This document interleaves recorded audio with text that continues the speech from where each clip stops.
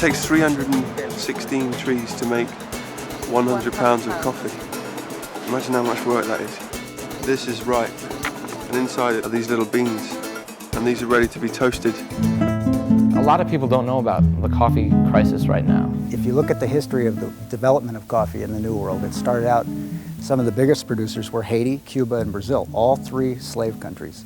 When the guy who's doing all the work can't afford to buy plastic shoes to put on his kids' feet, can't afford to buy deworming medicine, then it's exploitation. Right now, we are in the worst price crisis in the history of coffee. Small farmers today are making about $1 per day.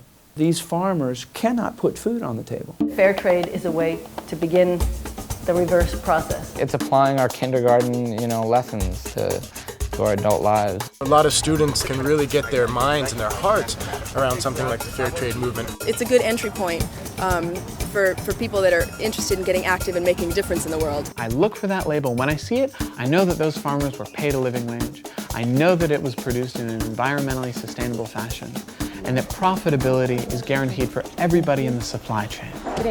Go for it. Launch a fair trade campaign on your campus.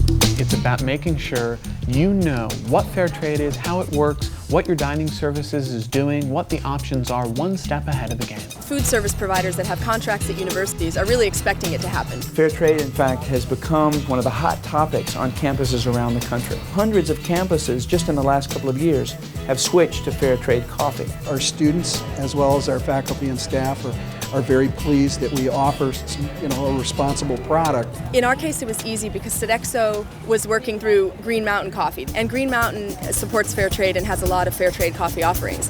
So we found that they were a natural ally. They gave us a lot of free coffee and stirs and sugar and a lot of support so that we could do free coffee tastings and events using their product. If you don't have a fair trade provider on your menu, well then it gets into working with United Students for Fair Trade, working with other campuses across the country to develop campaigns that say, hi, we need quality and variety fair trade options on our campus. Together we can all form a mass movement to change how things are done and to make things more fair. Funded by the Green Mountain Coffee Roasters Foundation.